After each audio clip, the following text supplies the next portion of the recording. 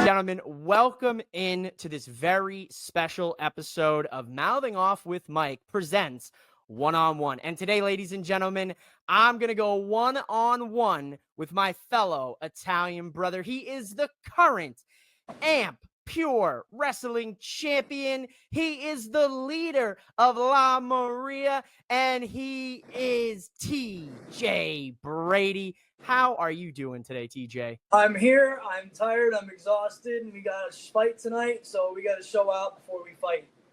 That's how it goes. I love to hear it, TJ. First and foremost, before we kind of get into the questions here, I want to thank you for wanting to come here on my show on Mouthing Off with Mike and let the people learn more about you and your wrestling career up to this point. So thank you for the time here tonight. I appreciate it. Of course. I know you guys. I've been seeing your clips. Your buddies over the top sent me here. They're like, he doesn't really interview anybody. I was like, well, he can interview me. I don't care. I'll go over there. Like, well, he doesn't do that. Well, he's going to do it with me. So that's how we're here. and that's exactly how we're here, ladies and gentlemen. Yeah, so my man, he motivated me, and of course, since he is Italian and I'm Italian, I didn't think anybody else would understand that Italian heritage like I would be able to. So I really greatly appreciate it. Shout out to Over the Top Talk as well. They conducted an interview with TJ as well a couple months back. But now it is time to get into it here, TJ. Now, we have learned a lot about you. I've learned a lot about you, but I want to start at the beginning here. I want to talk about some of your earliest memories of professional wrestling. Tell the people here, you know, as a kid watching wrestling, what made you gravitate to this? Promos. I was really big on trash talking, and I remember I was just flipping through channels, and then I came across, it was like an 09 Jericho was on there just talking it up, and I was like, okay, that's pretty entertaining. Just kept watching it, and then I was learning kind of how their mannerisms were, and then I was like, okay, I could probably do that, and then I just kept watching it, and then fast forward about 5 years, I think it was like the 2016, 2017 SmackDown era where it was really good for a year and a half. And then it was like, right after that. But it was really good then. And that's when I was like, okay, here they're signing all these indies guys. The Black and Gold NXT was like peak.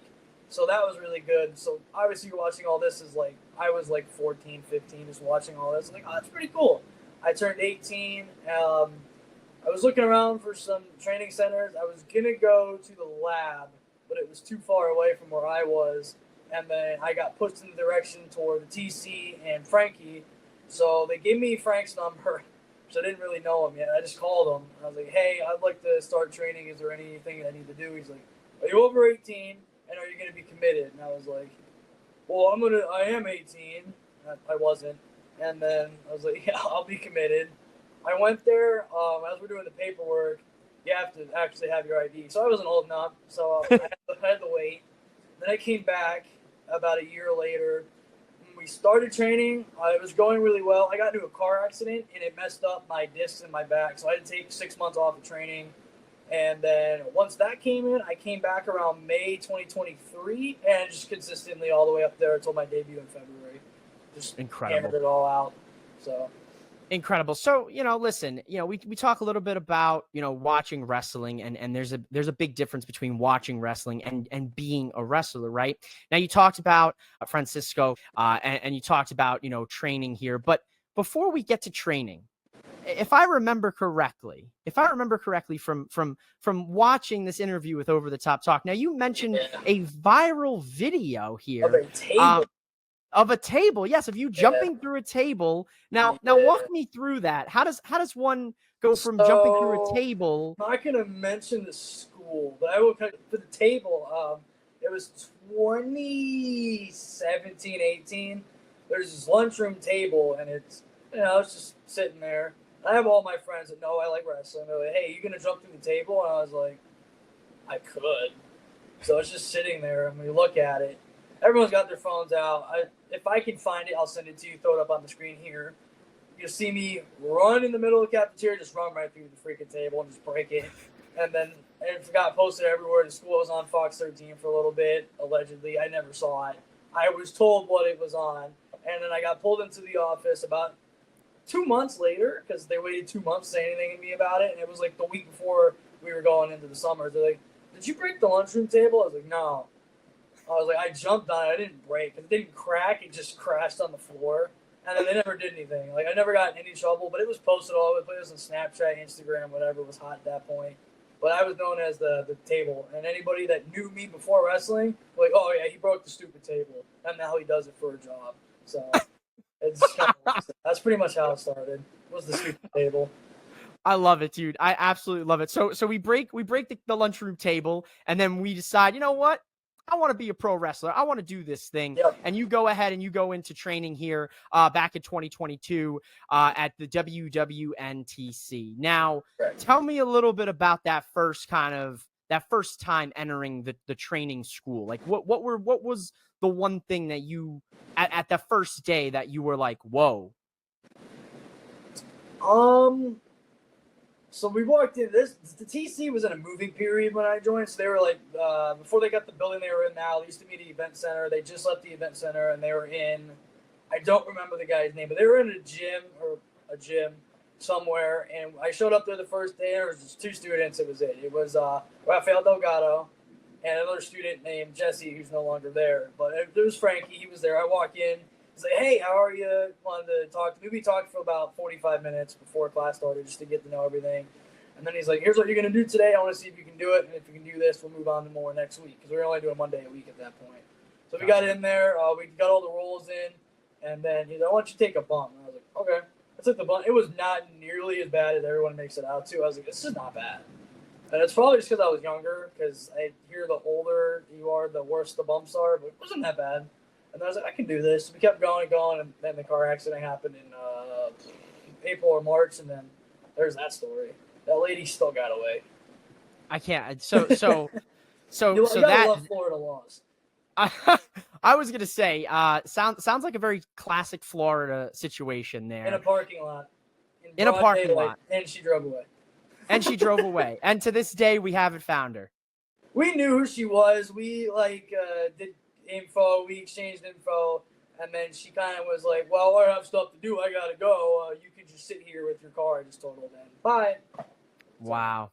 If you're watching this, lady, you really, really ruined my new car I just bought. But it's okay.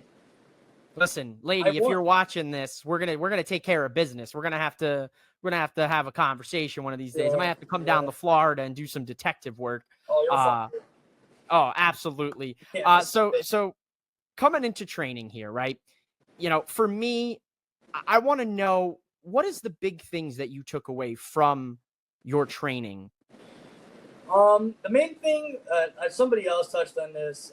You don't want to disappoint Frank. Like, it was, I would say every school intentionally, they teach you the same things, the basics. It all depends on the trainer. Where Frankie really held us to like a standard of like perfection in a way. He's like, you're not going to move on until you get it. So we do the same things over until we nail the basics. And once you nail the basics, cool, you get to practice your super kicks and all your other crazy shit that you want to learn. That's not essential. But the foundation, like the basics, international, all that, he made us do that over and over. Wrist lock, chain wrestling. It was very important. But it had to be done correctly. And if it looks sloppy, like happy feet syndrome, you can't have that. And he would hate that. And even like, the last thing you want to see in August of this dude is the hat going in the air. I've seen the hat go in here a couple times. Not as many as like somebody like Uni, but I've seen the hat in the air a couple times to where it's like, oh, probably shouldn't do that again. And then do your 20 squats, get back in there and fix it up. But it was more just you don't want to let him down. You want to make it so you don't want to let the guy down. That's why I was so like ready to go. And I was like, I can do this, whatever. I wanted to keep doing more. And I would go to practice early. I'd stay to practice late. I would go 4 days. Go all 4 days every week, and then Fridays for proving ground would show up early, train before we even started the shows, which started to how I got thrown into the ref thing, which was a curse in its own right for a year, but it paid off in the end with that huge reveal on May 11th, so it worked out. Absolutely. So the biggest takeaway when it comes to Frankie is foundation, repetition, getting the basics down, and that's what I've heard a lot. You know, when I talked with my good friend Dyson, that was the number one thing that he was drilled down was the repetition, the foundation. You can't have a foundation that's shaky, because then the house crumbles. And Exactly. that sounds like exactly what was instilled into you. Now, you also did do a little training here with the Puerto Rican Hound Dog. And tell me what you took away from him. So let's talk about Hound Dog, because I just had a match with him last week. Your son's a piece of trash. So I actually went to high school and college with his son, which is just funny to me. It was K-Tech. So we went to K-Tech in Marchman together, which is where I graduated from. We'll get into KSP later. But I knew of him. I didn't really speak of him. But we talked for about a year, like briefly when I had their matches, whatever. Obviously, I knew. I actually reffed an AMP show in November 2023. And that's when I kind of started talking to him. We talked more. Then I reffed another one of his shows. And then it turned into, okay, we were talking. And then Frank passed away. And then we took, it was like 3-4 weeks off of training at the TC. But he asked us, he's like, hey, if you guys don't want to stop training, he's like, come over to us. And I was like, okay. And then he did it in a very respectful, like, hey, Frank will always looked out for you guys. Because Frank would bring him in sometimes and help him, like, show us stuff at the school. So Frank would have him in at the TC.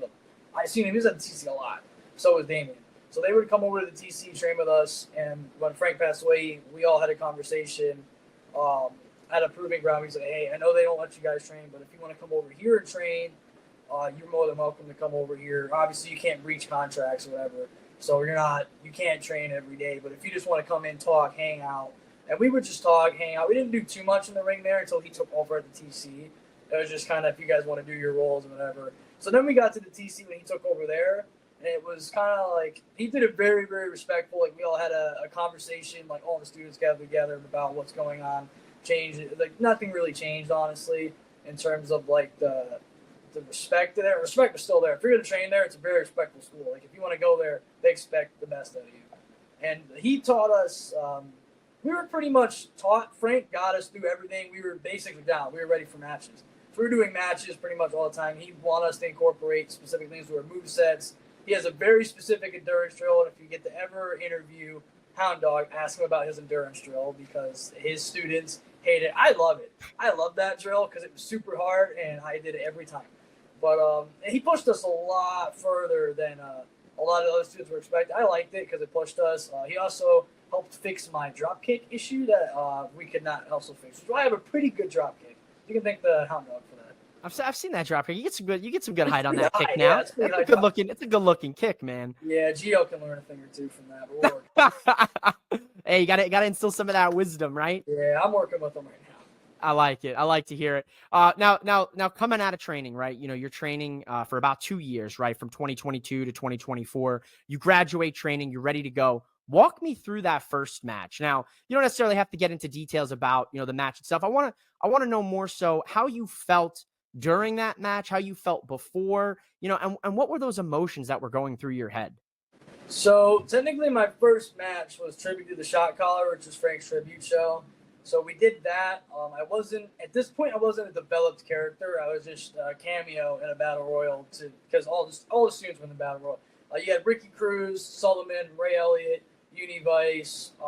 2 students couldn't make it. I mean, August was against John Davis, so he wasn't in it. But Dennis Fence, Giovanni Flores, and Delgado, they weren't in it. But all the other students were in it for the most part.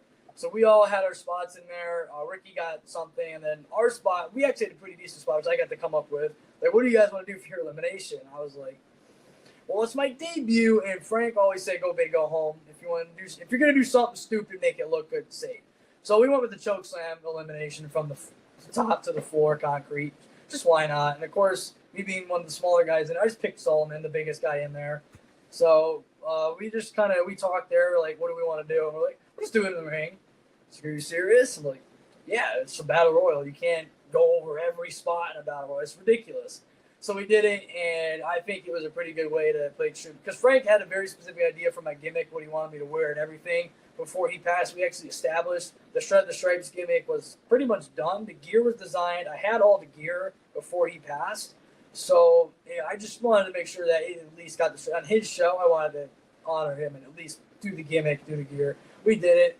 There was supposed to be something else that happened that got scrapped because of somebody getting a little too fist happy, but you know, it is what it is. If we Okay, got to I the end respect result, it. it worked out. I like it. I like to hear it. And you know, obviously with something like that, right? This, you know, this Memorial Battle Royal, and the emotions are very high, right? Your trainer and everything. You know, how did you feel after everything was said and done? The dust has settled, the elimination takes place, you know, you're in the back with the rest of, you know, your peers. And how do you feel about it? You know, you feel excited, you feel, you know, proud that you were able to honor his legacy. More so, it's like I just want to like talk to him, be like, hey, it's like, you know, I did it because something that I don't really talk about is right about 5-6 months before Frank passed, my dad passed, and Frank was kind of like the only one there. So me and Frank became very, very close all the way up until his passing. I was with him the day before, and we were Wow. filming a promo vignette for Giovanni where it was his introduction back to Proving Ground, which it never actually got used on Proving Ground, but we did use it for AMP. So it did actually get used, and Frank went over the dialogue with me and Gio. We recorded the dialogue, got it done. Frank produced some of the. I might release a behind the scenes on that because I have all the footage. So that's something that we worked on. It was technically his last project. Was the Giovanni vignette. It was to introduce the new boxing gimmick that we created for Gio. We go over the moveset, have it all done. And then we had it was like a Rocky style film, so we had like the wrist tape, and then the hand. I'll send you the video, but if the hands in the thing that are gripping Gio were Frank's hands, and Frank's is the one putting the tape on him and everything. So we kind of use that as like the send off, and we use that to transition into the La Maria gimmick, and we use that to reintroduce Gio. We just changed a couple things, not in the video perhaps, but in the gimmicks. We changed our gimmicks up a little bit to where we kept the foundations of what Frank wanted us to do with our gimmicks, respectively, and then Gonzalez kind of came up with putting us all together. And then, hey, you guys are Frank's kids. Why don't you do something with that in your own right? Just don't straight up do what he was doing. Do something in your own take on it. So that's how we came up with that, essentially. Gotcha. Understood. I love to hear it, man. And you know, kind of looking at this, you mentioned a few times, you know, KSP Media, right? You're a cinematography student, right? And I also picked up here, you know, you did a lot of public speaking in school. You did Odyssey of the Mind. Now tell me Yeah. about these things, you know, growing up and you're doing them and you've been able to put them all together now with your wrestling career. So I've been in front of camera and people for years at this point. I've been in multiple short films, YouTube projects. Odyssey of the Mind is probably one of the biggest things we did. It was like fifth and sixth, seventh grade. You had to go and like compete in front of like thousands of people. And as like a fifth grade kid, it's like we had to do set design, we had production meetings, all this stuff as kids. And then I was also a part of the film crew for the fifth grade crew. I didn't really do it much in high school because I had my own cameras. I was like, I've had my own cameras for years, so I had no interest in it. And then the thing with KSP is I joined college. I was bored as hell. I was like, I'm training, and I was like, I'm training and working. I was like, I can go get a college degree too. Why not? So I went and got one, and then we actually made my favorite thing we've done is the Son of a Journeyman documentary with August. Now, funny how this came about is I was doing the rep thing. I had a couple projects out, and then Frank would share my stuff. And he would share the KSP stuff, and then me and August got connected kind of through that because I made a high school project was like a wrestling project for high school. My college senior graduation year was like a professional wrestling graphic design, and then I filmed something in the TC to use for that. And then they saw that and they're like, "Ooh, that looks kind of cool." And then nobody ever. I mean, Frank was there. He helped produce that. It was as good as it was for someone who was only training for like 3 months at that point. So that happened. You won't find it anywhere. It's delisted because it was just for college. It wasn't supposed to go out. But when the school posted it, they didn't. They made it public for some reason, which it wasn't supposed to be public. So that was for the school. I got my degree, and I have a short film you can watch called Stories of Evil on the KSP channel. And then I did Just Wrestling 3. I got invited to be extra like PA and just help out. And it turned into me doing photos. I ended up reffing a match on the show too. So I was grateful for that. And then I got thrown in Just Wrestling 4. That one came out really well. We were really happy with that. And then I was talking to August while we were doing Just Wrestling 3. I was like, you ever thought about doing a documentary? He goes, I have. I want to do one. It's like, what if I filmed it? Okay. And then I just did B-roll. And then I made a highlight reel. That was about 5 minutes, all the B-roll I got from Just Wrestling 3. And then from there, from Just Wrestling 3 until WWN Super Show, December 10th, that was the whole Son of a Journeyman doc. And then we filmed some interviews December 22nd, 2023 at his house around Christmas time. He loves Christmas. So I made sure the Christmas tree was in there for the film, and that's how that was done. It took a long time to edit, but if anybody's seen that documentary, that was kind of like the way we were able to thank Frank in a way to where it wasn't just about. It wasn't really about. He'll tell you it wasn't about that documentary. Was not about Frank. It turned into a tribute for Frank, but it was about August. It was about his story. I went back and did all my research on him and made sure it was like correct. And I got all the B-roll from him directly. I shot more than I ever shot in my life. Like my teacher, he's even seen that film, and I've had a lot of people seen it. That's probably my favorite thing I've ever worked on. Was Son of a Journeyman, and then we put it on YouTube just so people can watch it. We could have charged you guys tons of money for that, but just so everyone could see it, and it did really well. It did really good reviews, and we did the UK one, which I didn't go to UK to film it. I didn't have my passport yet. I have my passport now, so now I can go follow him around another country, which, but that's just something that we had on the back burner. But the UK doc wasn't a documentary. It was more like a short highlight reel film. That's what that was, and then Son of a Journeyman was like a one of a kind. You're probably not going to get another one of those from any independent. I dare you to find another independent wrestler that has something like that, especially with the two mind, his mind, my mind, Frank's mind. There's a lot of minds that went into that, and then his brother is part of it. Trevin did his amazing interview in that, and then all the other guys like Sage Scott, Aaron Nova had all their interviews. It was a big part of that thing. That thing was fun to make, and it was. That sounds awesome.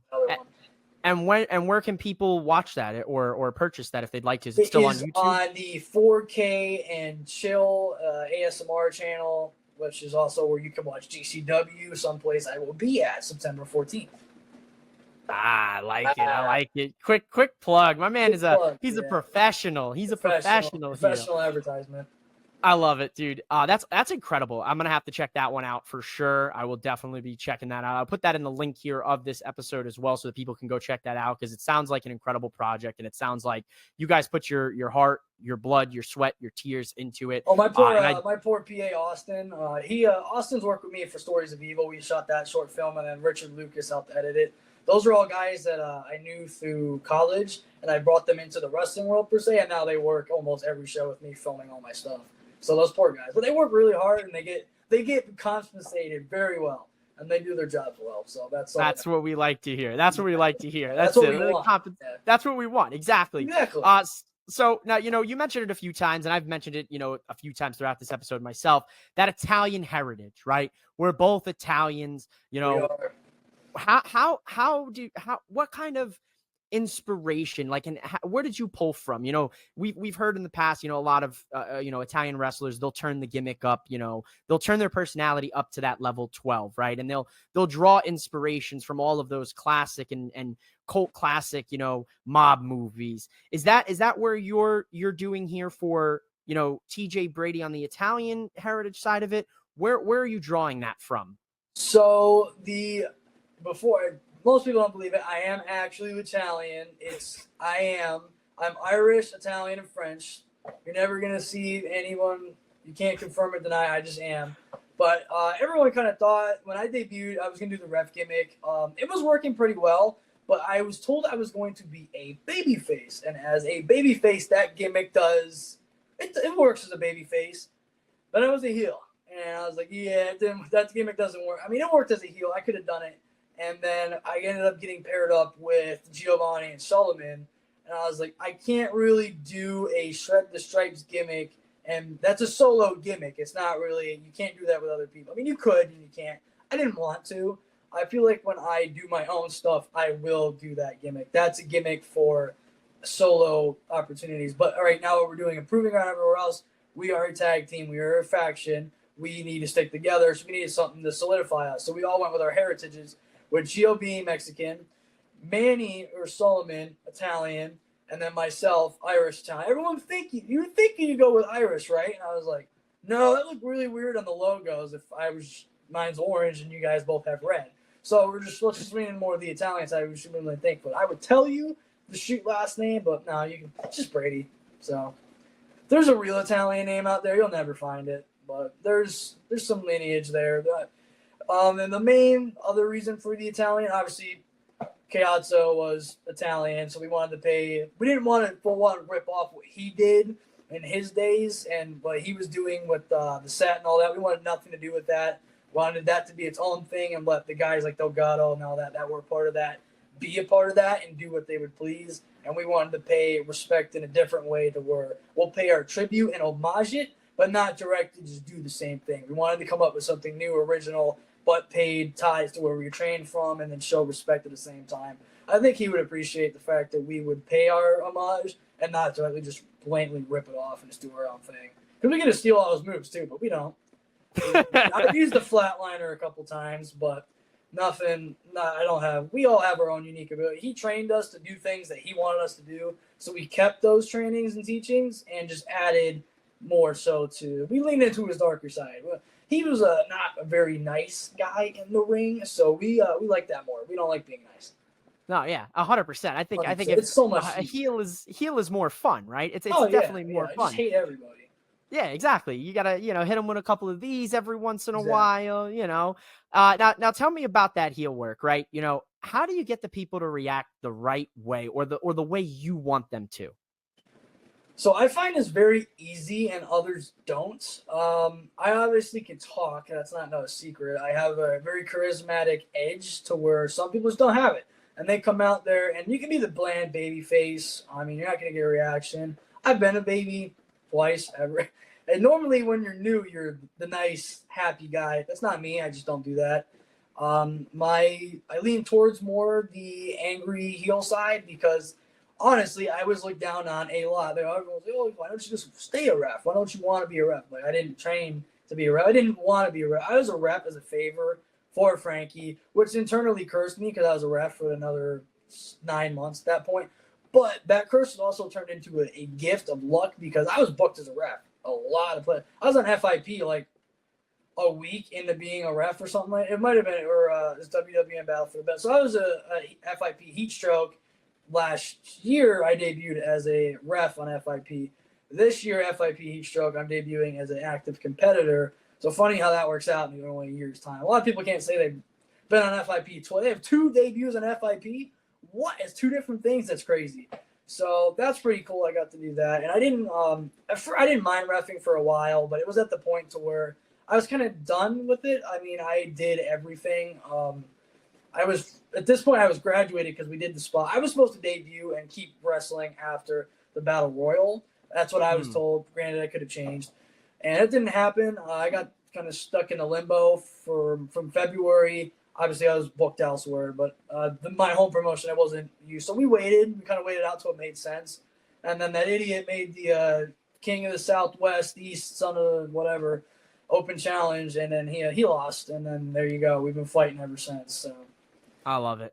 I love to hear it, man. Now, tell me a little bit about that beautiful title here on your so your left speaking side. of other bookings where you couldn't do stuff, so I got an opportunity from the Hound Dog where he was like, you could come to AMP and you can wrestle. I was like, okay. So my first debut as the generic, hey, I'm happy to be here. Not really. I was a baby for just wrestling. I had my first singles match at Aranova. I was very grateful for that, and that was a fun match where I got to use a lot of stuff I was trained to do. I got to use my drop kick, all my signatures, and I got to debut the Shred the Stripes. That's where I officially Shred the Stripes, did the gimmick, everything, had my singles match, got to show what I could do. And then the next night, literally, I debuted at AMP as a heel. So I just came out there, technically as a baby as I'm walking out, and I recruited Sullivan after his win. And then I had my match with Jules Bradley, which I hate that piece of shit so much. I had Jules Bradley. I had a thing of, we're going to say, illegal substances of white powder I found in his gear bag, put it in my pocket, came out there, threw it in his face, rolled him up, and, that's rest is history. Then Giovanni had a title match for this thing against Riley Daniels, the pink bandana-wearing, bald, shiny head man. So we came out there, and Gio was unsuccessful, but then I was handed a microphone and said, just go off. So I was like, you're giving me a live mic? Okay. We go out there just talking, walking and talking. We agreed on a pure title match for Up in Smoke, and then I kicked him in the nuts, and we beat him up. And a month later, we had a Retro Rat sponsored, because the Retro Rat's my favorite sponsor. I've been working with them for years. They sponsored a unsanctioned match for the pure title with Riley Daniels, where he decided to bring Legos from the store because why not? Austin, who owns the Retro Rat, supplied some Legos to be used, which were supposed to be used on me. That didn't work. He got a nice pack body drop done. And then my guys that I recruited came in and helped, and we won this on 420. Out of all the times to win a title, we won it on 420. And it's still here to this day. So I still have it. I don't plan on losing it anytime soon. So you could say, Riley's championship went bit. up in smoke on 420. Yeah, he got lit up a little bit. So he got lit up a little bit. I love it, man. Fun, yeah. He's retiring next year too. I really did a number on that guy. Oh man, yeah, it sounds like it. You put him into retirement. He's old. He'll tell you that too. He's got to hang it up soon. I mean, I think he might deserve a rematch. I mean, he technically got a rematch in a tag match, but if he ever gets a rematch, I'm gonna be the one to retire that dude. He earned it, so I'll retire him. There it is, ladies and gentlemen. TJ Brady is gonna retire this man when the time is right. Goodbye, and that's Daniels. Bye, Riley Daniels. That's it. You heard it here first. I'll mouth it off with Mike. SWA Hall of Famer in New York, New Jersey. Oh, I can't wait to. I've already beat a Hall of Fame. I'll beat him again. Hopefully, he gets inducted in another one. When he goes in the AMP Hall of Fame, I'll induct him personally. I love it, man. Now you mentioned, those signature moves. Tell the people about the development of the move set and your choice to go with those moves. So I'm 6 foot, about 165 on a good protein day. So when I was designing my move set with Frank, it was kind of what can you do for your size? What can you do with your weight? That would make sense. So I don't want to. Obviously, you're not going to see me do no power bombs, any crazy shit like that. I'm not doing that. That's stupid. But what I can do, I can move fast, I can move well, and I can chain. So I'm going to do all that. And then we developed the basics. And then I got my signatures in there, which obviously got my heel back kick, swanton off the ropes, this basic stuff. I do my moves very specifically. I have my drop kicks, which are very high. I have my very specific axe handle, which is mine only. And then I, of course, have my eat the feet, which I came up with that move 100% on my own. I didn't see it on TV anywhere. So I came up with eat the feet. It was kind of more of a when we were going over to eat the feet, when I designed the Shred the Stripes gear, the knee pads had the 1, 2, 3 ding, ding, ding on the knee pads. So when the original move wasn't eat the feet, it was a code breaker style move that it wasn't like how Jericho did. It was nothing like how Jericho does it. I've done it to Ray Elliott in our Mero Pro match and So It Begins show. You can watch it on YouTube, by the way. KSP Media did that one, I heard. So that was the first match. So it was supposed to be a singles. It turned into a six-man tag. So I hit that move in that match. I have a basic amount of combos. Me and Giovanni have our meatball slam, which is our finisher, which I do some dastardly move to the opponent. They land on Gio's shoulders. I go up for a giant over-the-top clothesline or leg drop, whatever I want to go for that night. And we finish them off like that. We also have the hang low. It's easy. We shoot the guy off. Gio gives them a meat hook, and I just take their legs out because they have bad knees anyways. And then we have our three amigos where Gio does the first two because obviously those guys are heavy. I don't want to pick anything up. So then I take myself in the third one, pick them up, and then I go for the pin because it's just easier that way. Then I miss the moonsault. 90% of the time I hit it, but when I miss it, then Gio comes in and cleans up on it anyway, so it's fine. All right, I like it, man. I like it. So it sounds like, as the leader of La Maria, you keep business booming. You keep things in order, and you keep everyone in check when it comes to who you are and who Gio and Solomon are, which I love to hear. As a fellow Italian, I love everything you're doing here. Keep doing it.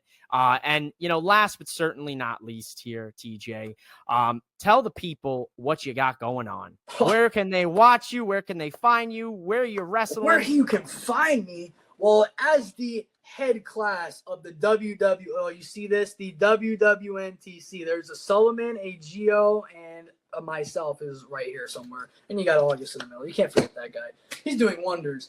But where you can find us, starting tonight at WWN Proving Ground, we're in a fatal four-way, myself and Giovanni against Ray the Brute Cake Elliott, and then Univice.